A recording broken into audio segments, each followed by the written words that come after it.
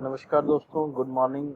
सो आज का जो मेरा ट्यूटोरियल है वो one of the you can say that current topic पे ही है, जो आज के टाइम में बहुत बात हो रही है बिकॉज ऑफ द कोरोना। तो आज का मेरा जो ट्यूटोरियल है वो इम्यूनिटी पे है। आपने सुना ही होगा कि आजकल इम्यूनिटी को स्ट्रॉन्ग करने के लिए आयुष मंत्रालय ने भी कुछ निर्देश दिए हैं कि कैसे आप इम्यूनिटी को स्ट्रॉन्ग कर सकते हो। उसके साथ साथ और भी वेरियस जो हैं यू कैन से दैट कि मेथड्स हैं जिसको हमारी अपनी इम्यूनिटी को स्ट्रॉन्ग किया जा सकता है। लेकिन आज मैं जो बात करूँगा वो मैं बात करूँगा कि इम्यूनिटी होती क्या है,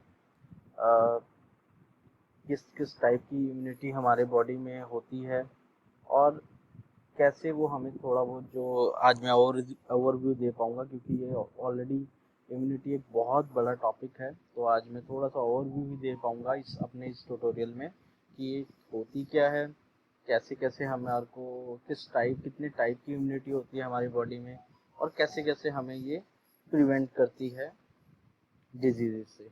तो आज हम इम्यूनिटी के बारे में पढ़ते हैं थोड़ा सा। So let's start. तो पहले बात करते हैं इम्यूनोलॉजी। इम्यूनोलॉजी क्या है?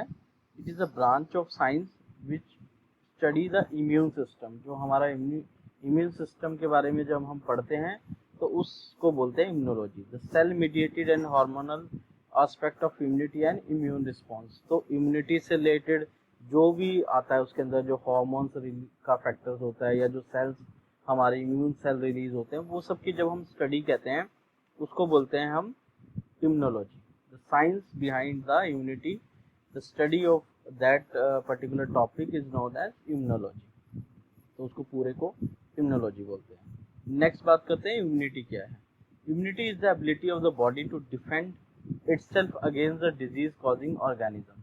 तो हमारी इम्यूनिटी का मतलब, हमारी इम्यूनिटी का काम क्या है या उसका रोल क्या है हमारी बॉडी में, कि जो भी फॉरेन पार्टिकल आएगा हमारे बॉडी में एंटर करेगा, कोई भी हो गया, चाहे वो बैक्टीरिया है, वायरस है, फंगाई है, या कोई भी फॉरेन पार्टिकल है, जब वो हमारे बॉडी में एंटर करता है तो ये उसके अगेंस्ट काम करते हैं और हमें डिजीज होने से प्रिवेंट करते हैं। Every day our body comes in contact with several pathogen. हमारी बॉडी रेगुलरली डेली कितने बैक्टीरियाज, कितने वायरस और कितने फंगाई के कांटेक्ट में डेली आती है, चाहे वो फूड है, वाटर है, या जो भी हम इनटेक करें, एयर है, तो वो भी एक रीज़न हो सकता है एंट्री ऑफ पैथोजन। तो लेकिन उनमें से हमने देखा है कि कुछ ही जो है हमारे को डिजीज कॉज कर पाते हैं। हम पानी भी डेली पी रहे हैं, हम खाना भी डेली खा रहे हैं, हम इनहेल एयर को इनहेल भी डेली कर रहे हैं, लेकिन उसमें से कभी कभी हम बीमार पड़ते हैं।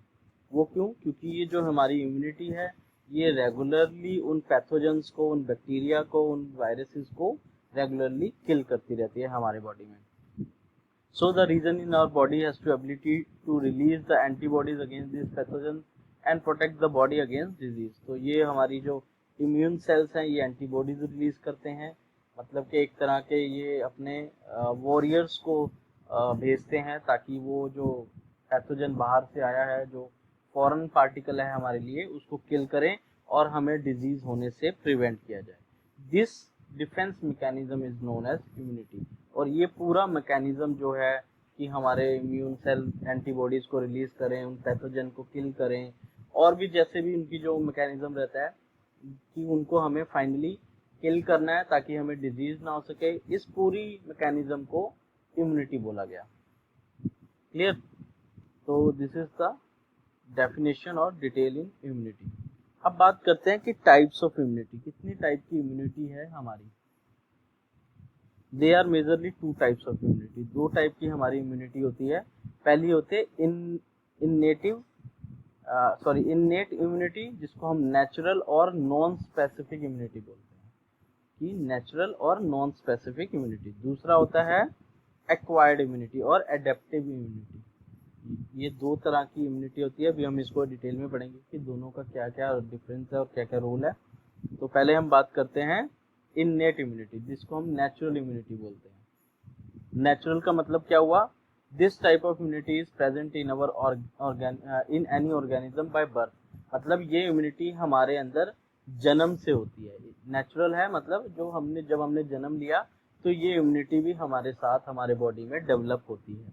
This is activated immediately when the pathogen attacks. ये कब एक्टिवेट होती है? जैसे ही कोई हमारे जो बॉडी में कोई भी बैक्टीरिया गया, कोई भी वायरस गया, तो इमीडिएटली ये एक्टिव हो जाती है और उसके अगेंस्ट काम करना शुरू कर देती है। क्लियर? कौन सी है ये? इननेट इम्यूनिटी की बात कर रहे हैं। Innate immunity refer to the body defence system. तो हमारे बॉडी का जो डिफेंस सिस्टम है, जो फाइट करता है, ये उसी का एक पार्ट है। It is a long term immunity in which our body produce the antibodies on its own. Our body has a few natural barriers to prevent the entry of pathogen. अब ये जो इननेट इम्यूनिटी है, ये हमारे साथ long term तक रहती है, मतलब जन्म से हुआ है तो जब तक हमारी डेथ नहीं होती, ये हमारे साथ रहती है। और इसने अपनी एक्शन को प्रिवेंट करने के लिए जो अपने वॉरियर्स हैं, उसको बैरियर के फॉर्म में डेवलप किया हुआ होता है। अब बैरियर क्या क्या है? जैसे मान लीजिए कोई भी आर्मी है, इंडियन आर्मी है, उसका कोई ब्रिगेडियर है और फिर उसने आगे सैनिक रखे हुए हैं हमारे दूसरे जो हम मुल्क के जो टेररिस्ट हैं या जो भी हैं, उनको मारने के लिए। तो इसमें इननेट इम्यूनिटी ने भी बैरियर बनाए हुए हैं ताकि जो भी पैथोजन आए वो उनको किल करते रहे। तो बात करते हैं बैरियर्स की। कौन कौन से बैरियर हैं? Types of barrier, they are 4 types of barrier. तो इननेट इम्यूनिटी ने 4 तरह के अपने बैरियर बनाए हुए हैं हमारे बॉडी में, ताकि जब भी कोई फॉरेन पार्टिकल बाहर से आए, इमीडिएटली उस पर अटैक किया जाए, ताकि उसको किल किया जाए और हमें डिजीज होने से बचाया जाए। तो पहला है फिजिकल बैरियर। उसने पहला बनाया है फिजिकल बैरियर। दैट मीन्स हमारी जो स्किन हो गई, मैंने कल भी बताया था कि हमारे बॉडी पे हेयर्स हो गए, जैसे नोज के हेयर की जब हमने बात करी थी रेस्पिरेटरी सिस्टम में, नोज हेयर भी एक तरह का बैरियर है जो कि पैथोजन की एंट्री को प्रिवेंट करता है हमारे बॉडी में। उसके बाद आई लैशेज, हमारी आंखों की लैशेज जो हैं, ये भी हेयर हो गए, ये भी जो हैं हमारे पैथोजन को आइज के थ्रू एंट्री करने से प्रिवेंट करते हैं। उसके साथ साथ म्यूकस लेयर, जो कल मैंने भी बताई थी कि mucus coating in our nose and air is protective barrier which trap the pathogen before it get inside. तो एंट्री गेट पे ही समझ लीजिए कि ये बैरियर्स लगे हुए हैं। हमारी स्किन तो है ही है, हमारी बॉडी में एंट्री करने से पहले सबसे पहले पैथोजन को क्या देखना पड़ता है? स्किन के थ्रू अगर जो एंटर नहीं कर सकता तो वो हमारे को इफेक्ट नहीं कर पाएगा, हमारे को कोई हार्मफुल इफेक्ट नहीं दे पाएगा। ऐसे ही हमारे नोज हेयर हो गए या म्यूकस मेम्ब्रेन हो गए, म्यूकस लेयर हो गई हमारे नोज में या हमारे रेस्पिरेटरी ट्रैक में, वो क्या करते हैं? उन पैथोजन को एंट्रैप कर लेती हैं और किल कर देती हैं, ताकि जो पैथोजन है वो हमारी बॉडी में एंट्री ना ले सके। तो उसको बोलते हैं फिजिकल बैरियर। दूसरा बैरियर आता है फिजियोलॉजिकल बैरियर। फिजियोलॉजिकल बैरियर में जैसे मान लीजिए हाइड्रोक्लोरिक एसिड है, जो हमारा जो स्टमक है उसमें हाइड्रोक्लोरिक एसिड होता है, तो वो क्या है? एक स्ट्रॉन्ग एसिडिक एनवायरनमेंट बनाता है, क्योंकि वो एसिडिक है तो एसिडिक एनवायरनमेंट बनाएगा। और उस एसिडिक एनवायरनमेंट में most of the germ enter our body along with the food are killed before further process is carry on. तो क्या होगा? जैसे मान लीजिए फूड के थ्रू कोई चला गया, अब फूड में कोई बैक्टीरिया था या फंगाई था या वायरस था, वो फूड के थ्रू हमारे स्टमक में एंटर कर गया। अब स्टमक में एंटर करते ही वहाँ पे क्या है? हाइड्रोक्लोरिक एसिड है, जो बहुत ही एसिडिक है। तो वो भी एक फिजियोलॉजिकल बैरियर की तरह काम करेगा और वो एसिडिक एनवायरनमेंट उस जर्म्स को, उस बैक्टीरिया को, उस वायरस को किल कर देगा, ताकि वो फर्दर हमारे बॉडी में एंटर करके डिजीज ना कर सके। तो ये हो गया सेकेंड बैरियर, जिसको फिजियोलॉजिकल बैरियर कहते हैं। तीसरा हो गया सेलुलर बैरियर, कि जब मान लीजिए हमारे बॉडी में मान लीजिए एंटर कर गया, जर्म एंटर कर गया, वायरस एंटर कर गया, तो उसके बाद हमारे जो सेलुलर बैरियर्स हैं, जिसको हम वाइट ब्लड सेल बोलते हैं, न्यूट्रोफिल्स हो गए, बेसोफिल्स हो गए, इसोनोफिल्स, मोनोसाइट्स, ये सब जो हैं हमारे सेलुलर बैरियर। अब ये क्या करते हैं? WBCs हो गए या आपके जिनको ल्यूकोसाइट्स बोलते हैं, ये क्या करेंगे? उससे फाइट करेंगे, उस जर्म को फाइट करेंगे उसके साथ और उसको किल करने की कोशिश करेंगे। तो WBC जो वाइट ब्लड सेल्स हैं, वो फिर फर्दर अपना एक्शन शो करते हैं। क्लियर। उसके बाद बात करते हैं हमारे साइटोकाइंस बैरियर, जो हमारा चौथा बैरियर है बॉडी का। वो क्या है, ये ना स्मार्ट सेल्स होते हैं हमारे बॉडी के, स्मार्ट इम्यून सेल्स होते हैं। ये क्या करते हैं, मान लीजिए कोई भी बैक्टीरिया है या वायरस है, जब हमारी बॉडी में एंटर कर गया, चाहे वो फूड के थ्रू कर गया या एयर से कर गया या किसी भी सोर्स से मान लीजिए वो एंटर कर गया, ये क्या करेंगे, ये उसको किल करने की बजाय क्या करेंगे, उस बैक्टीरिया सेल के ऊपर एक प्रोटीन की लेयर को डेवलप कर देंगे। अब उसको मतलब एक तरह से उसको कवर कर दिया चारों तरफ से, मान लीजिए बैक्टीरिया सेल है और उसके ऊपर एक प्रोटीन की पूरी एक लेयर चढ़ा दी, तो उसकी वजह से क्या होगा, वो बैक्टीरिया सेल अपना जो टॉक्सिन्स हैं या अपने जो साइड इफेक्ट्स हैं या जो हार्मफुल इफेक्ट्स हैं वो शो ही नहीं कर पाएगा, वो रिलीज ही नहीं कर पाएगा हमारे एनवायरनमेंट में, और धीरे धीरे वो किल हो जाएगा। तो ऐसे वो हमारे को इन्फेक्शन होने से बचाते हैं। तो वो बैरियर को बोलते हैं साइटोकाइन बैरियर। ठीक है, ये क्या करते हैं, कोटिंग बना लेते हैं। देखिए इसमें लिखा है, they automatically secreted protein called interferon बोलते हैं जिसको, which form a coating around the infected cell and prevent the cell around it for further infection. तो वो क्या होगा, कोटिंग की वजह से वो अपना इन्फेक्शन जो है, वो टॉक्सिन जो है वो रिलीज ही नहीं कर पाएगा। तो उससे क्या होगा, हमारा जो बॉडी है इन्फेक्शन होने से प्रिवेंट हो जाएगी। तो ऐसे जो है हमारे इननेट जो हमारी नेचुरल इम्यूनिटी है वो ऐसे काम करती है, वो अपने चारों बैरियर के थ्रू हमारे को बचाने की पूरी एनवायरनमेंट, हमारे को जो पैथोजेंस हैं या हार्मफुल बैक्टीरिया हैं या वायरस है या जो भी फंगाई हैं या अलग जो भी हमारे फॉरेन पार्टिकल्स हैं, उनको इन चारों के थ्रू वो हमें बचाती है। नेक्स्ट बात करते हैं एक्वायर्ड इम्यूनिटी। वो क्या होता है, ये तो हो गया कि नेचुरली हमने जन्म लिया और हमारे साथ ये जो इम्यूनिटीज़ हैं वो डेवलप होगी। स्किन हमारे साथ ही होती है, नोज हेयर जब हम ग्रो करते हैं तब हो जाते हैं। उसके बाद हाइड्रोक्लोरिक एसिड है, वो भी हमारे जो है बॉडी में रेगुलरली बनता ही है जब जन्म से ही। उसके बाद बात करें तो WBC सेल्स हो गए या अदर जो सेलुलर हैं वो भी हमारे जन्म के साथ ही हमारे डेवलप हो जाते हैं। साइटोकाइन सेल्स हैं या साइटोकाइन जो इम्यूनिटी है वो भी हमारी जन्म से डेवलप हो जाती है। अब एक होती है एक्वायर्ड इम्यूनिटी। एक्वायर्ड इम्यूनिटी क्या होता है, immunity that develop during your life time. अब हमारी जो है इम्यूनिटी, जो एक्वायर्ड इम्यूनिटी वो डेवलप होती है हमारे जब हम जीवन जीते हैं। जैसे मान लीजिए कि कई पेशेंट्स होते हैं जिनको बहुत जल्दी कोल्ड और कफ हो जाता है, लेकिन कई पेशेंट होते हैं जिनको बहुत रेयरली या बहुत ही ज़्यादा एक्सट्रीम कंडीशन हो जाती है तभी होता है, क्योंकि उनकी इम्यूनिटी उस कोल्ड और कफ के जो इन्फेक्शंस हैं उसके अगेंस्ट डेवलप हो चुकी है लाइफ टाइम में, कि वो जो है इम्यूनिटी को डेवलप कर चुका है, उसके बॉडी के अंदर एंटीबॉडीज डेवलप हो चुकी हैं, ताकि वो कोल्ड एंड कफ के जो इन्फेक्शंस हैं या जो पैथोजेंस हैं उनके अगेंस्ट वो फाइट कर लेता है और अपने आप को प्रिक्योर कर लेता है। तो वो कब आती है, जब हम समय के साथ चलते हैं। अब जैसे एक मैं बहुत अच्छा एग्जांपल देना चाहूँगा यहाँ पे, कि हमने देखा होगा कि जो झुग्गी झोपड़ी के जो बच्चे हैं वो पूरी ठंड में भी बिल्कुल चिलिंग, जो जनवरी दिसंबर की ठंड है उसमें भी वो नंगे पाँव या आधे कपड़ों में ही वो घूम रहे होते हैं, तब भी उनको कोल्ड नहीं होता है। और जो अच्छी सोफिस्टिकेटेड फैमिलीज के बच्चे होते हैं उनको कवर भी किया होता है, रूम हीटर भी होते हैं, सब कुछ उनको प्रोवाइड किया जाता है, उसके बाद भी उनको कोल्ड एंड कफ हो जाता है। तो this is because of the immunity. उनको बचपन से ही उस एनवायरनमेंट में उनकी इम्यूनिटी को डेवलप किया जाता है टाइम बाय टाइम, ताकि वो उसको झेल सकें, उस सर्दी को आराम से झेल सकें और उनको कोई इफेक्ट बॉडी पे नहीं आता है। लेकिन यहाँ पे दूसरे केस में जो इम्यूनिटी है वो उस हिसाब से डेवलप नहीं हो पाती है, वो सुप्रेस रह जाती है। इस वजह से जो है उनको इजीली कोल्ड एंड कफ हो जाता है।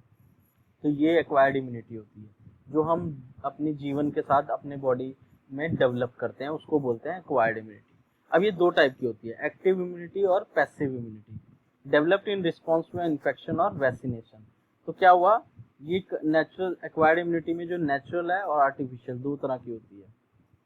नेचुरल तो वो होगी कि एंटीबॉडीज डेवलप होती हैं। जब कोई इन्फेक्शन आता है तो हमारी इम्यूनिटी अपने आप को उसके अगेंस्ट पहले फाइट करती है, तब वो देखती है, वो डेवलप करती है अपने अंदर एंटीबॉडीज को। उसको पता लगता है कि यार ये ऐसे इस एंटीबॉडीज से मरेगा, तो वो अपने आप ऑटोमेटिकली हमारे बॉडी में नेचुरली डेवलप करती है। दूसरा हो गया आर्टिफिशियली, जैसे हम बचपन में हमारे को BCG के इंजेक्शन दिए जाते हैं, पोलियो की वैक्सीन पिलाई जाती है, या और भी हमारे को इंजेक्शंस लगते हैं ताकि हमारी जो इम्यूनिटी है वो उन पैथोजेंस के अगेंस्ट, उन फॉरेन पार्टिकल्स के अगेंस्ट डेवलप हो जाए। वो आर्टिफिशियल है। ये वैक्सीन्स क्या है? वैक्सीन्स यही तो है ना कि वो इम्यूनिटी को, हमारी इम्यून सेल को मैच्योर करते हैं उस पैथोजन के अगेंस्ट। उसको ये करते हैं कि फाइट करने के लिए तैयार करते हैं, उसको सिखाते हैं कि कैसे उसको फॉरेन पार्टिकल को मारना है। तो वही वैक्सीन्स है जो हमें बचपन में लगती हैं। उसके बाद एक होती है passive immunity, developed after you receive antibodies from the someone और समवेयर एल्स। तो ये पैसिव इम्यूनिटी क्या है? जब हम किसी से एंटीबॉडीज हमारे बॉडी में एंटर कराते हैं, जैसे आजकल प्लाज्मा थेरेपी की जो बात हो रही है उसमें यही तो है ना कि जो पेशेंट ने कोविड-19 से अपने आप को रिकवर कर लिया, दैट मीन्स उसके अंदर वो एंटीबॉडीज अब डेवलप हो गई हैं जो कि उस कोविड-19 के अगेंस्ट काम करने लगी हैं, इसलिए वो रिकवर हो गया। अब उसकी जो प्लाज्मा है वो दूसरे पेशेंट को चढ़ाया जाएगा जिसको ऑलरेडी कोविड-19 है। तो क्या होगा? उसकी भी बॉडी के जो इम्यूनिटी सेल है उसको एंटीबॉडीज डेवलप करने के लिए, या उसके अंदर एंटीबॉडीज डेवलप हो जाएंगी ताकि वो उसको किल कर सके। तो वो हो गई पैसिव इम्यूनिटी। ये नेचुरल भी हो सकती है, जैसे कि मदर के मिल्क से बेबी को मिलती है।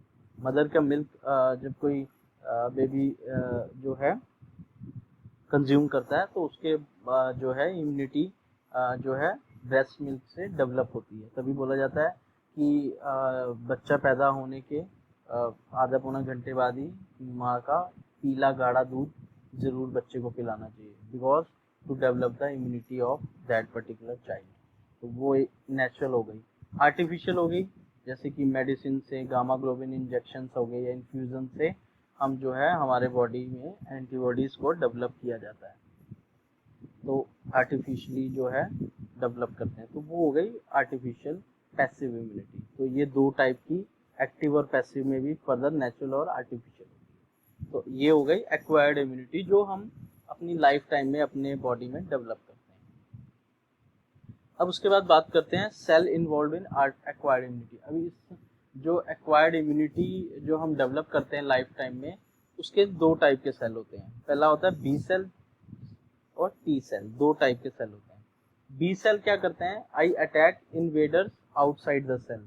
तो जो फॉरेन पार्टिकल हमारे बॉडी में जब एंटर करता है तो बी सेल एक्टिवेट हो जाते हैं और बी सेल फिर उस फॉरेन पार्टिकल को जाके किल करते हैं।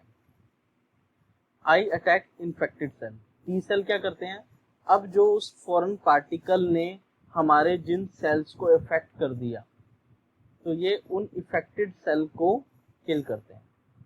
जो मान लीजिए कोई भी बैक्टीरिया आया और उसने हमारे कुछ सेल्स को इफेक्ट कर लिया, अब उस बैक्टीरिया को तो किल करेगा हमारा बी सेल, लेकिन जो इन्फेक्टेड सेल हमारे बॉडी के डेवलप हो गए हैं उनको किल कौन करेगा? टी सेल करेगा। अब इसको थोड़ा डिटेल में पढ़ते हैं। पहले बात करते हैं बी सेल की। ये बोन मैरो में डेवलप होता है, मतलब पूरा मैच्योर भी कहाँ होता है? ये हमारे बोन मैरो में। उसके बाद these cells are activated on their encounter with foreign agent. These foreign particle act as a foreign markers. तो क्या होगा? जैसे कोई फॉरेन पार्टिकल आएगा या फॉरेन एजेंट आएगा, ये एक्टिवेट हो जाते हैं और उसके अगेंस्ट जो है काम करना शुरू कर देते हैं। उसके बाद the B cell immediately differentiate into plasma cells which produce antibodies specific to that foreign particle, so called antigen. तो अब ये क्या करेंगे? एंटीजन मतलब जो फॉरेन पार्टिकल है। एंटीजन का मतलब यहाँ पे जो भी बैक्टीरिया आया है या वायरस आया है उसको हम एंटीजन बोलते हैं। तो ये क्या करेंगे? उसके अगेंस्ट एंटीबॉडीज को रिलीज करेंगे। एंटीबॉडीज मतलब अपनी जो आर्मी है उसको रिलीज करेंगे ताकि वो जाके उसको किल करें। उसके बाद these antibodies attach to the surface of antigen, और ये उसके साथ अटैच हो जाएंगे जो एंटीजन आया फॉरेन पार्टिकल, और उसको किल करना शुरू कर देंगे। The immunity depend on B cell is called humoral immunity. तो इसको इम्यूनिटी को बोलते हैं ह्यूमोरल इम्यूनिटी। इस इम्यूनिटी जो डेवलप हो रही है इसको ह्यूमोरल इम्यूनिटी बोलते हैं। उसके बाद बात करते हैं टी सेल। टी सेल जो है ओरिजिनेट होते हैं बोन मैरो में ही, बनते और बोन मैरो में ही है, लेकिन मैच्योर कहाँ पे होते हैं? थाइमस में। थाइमस हमारा जो है ये लिम्फेटिक सिस्टम का पार्ट है, या छाती के पास होता है ये, बिल्कुल रिब्स के बीच में थाइमस। यहाँ पे जाके जो टी सेल है मैच्योर हो जाते हैं, मैच्योर होते हैं। उसके बाद टी सेल 3 तरह के सेल रिलीज करता है। एक तो हेल्पर सेल रिलीज करता है, साइटोटॉक्सिक सेल रिलीज करता है, और रेगुलेटरी सेल रिलीज करता है।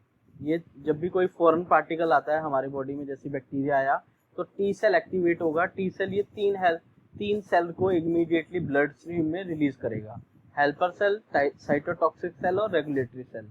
अब इनका काम क्या है? पहली बात, हेल्पर सेल क्या करेगा? जो भी हेल्पर सेल एक तरह का मैसेंजर है, वो क्या करेगा? इमीडिएटली जाएगा बी सेल को मैसेज देगा कि कोई फॉरेन पार्टिकल हमारे बॉडी में एंटर कर गया है। तो जैसे ही कोई भी फॉरेन पार्टिकल एंटीजन हमारे बॉडी में एंटर करता है, टी सेल क्या रिलीज करेगा? हेल्पर सेल को रिलीज करेगा। हेल्पर सेल जाके इमीडिएटली ब्लड स्ट्रीम के थ्रू बी सेल को इन्फॉर्म करेगा कि हमारे बॉडी में कोई फॉरेन पार्टिकल एंटर कर चुका है। उसके बाद ये देखिए, initiate the differentiation of B cell into plasma which releases antibodies against the antigen. तो बी सेल को इन्फॉर्म करेगा हेल्पर सेल, और बी सेल क्या करेगा? फिर एंटीबॉडीज रिलीज करेगा ताकि उस एंटीजन को, उस फॉरेन पार्टिकल को किल किया जा सके। उसके बाद साइटोटॉक्सिक सेल, जो मैंने बताया कि ये 3 तरह के सेल रिलीज करता है। हेल्पर सेल तो क्या है? मैसेंजर है। साइटोटॉक्सिक सेल क्या करेगा? जो कैंसर सेल्स होते हैं जो डेवलप हो जाते हैं due to the various activities, like जब कैंसर सेल क्या होते हैं? जो बहुत जल्दी ग्रो करते हैं, उनको कैंसर सेल बोला जाता है।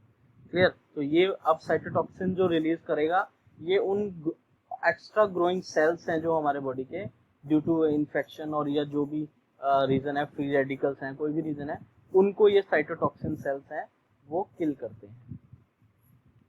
उसके बाद रेगुलेटरी सेल क्या करेंगे? हमारे इम्यून रिएक्शंस को रेगुलेट करेंगे। अब क्या होता है? बी सेल जब एक्टिवेट होते हैं तो वो एंटीबॉडीज रिलीज करते हैं। तो जो है ये, अब जब फॉरेन पार्टिकल किल हो जाता है तो उस सिस्टम को नॉर्मलाइज भी करना होता है, सुप्रेस भी करना होता है बी सेल्स को, कि भैया फॉरेन पार्टिकल मर चुका है, अब हम सेफ हैं, आप जो है शांत हो जाइए, सुप्रेस हो जाइए। तो ये क्या करेगा? रेगुलेटरी सेल्स, टी सेल्स को रेगुलेट करेगा ताकि जो इम्यून सिस्टम है पूरा वो दोबारा से नॉर्मलाइज हो जाए, दोबारा से। क्योंकि क्या होता है, हमारी इम्यूनिटी हमारे अगेंस्ट भी हो सकती है ना, जिसको ऑटो इम्यून डिजीज बोलते हैं। वो भी मैं अपने आने वाले जो ट्यूटोरियल्स में आपको डिटेल में बताऊंगा कि ऑटो इम्यून डिजीजेस क्या होती हैं। तो क्या होता है, हमारी इम्यूनिटी हमारे अगेंस्ट काम करने लगती है।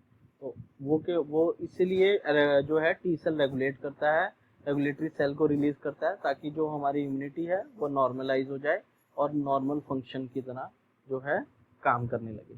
So this is all about. Thank you so much.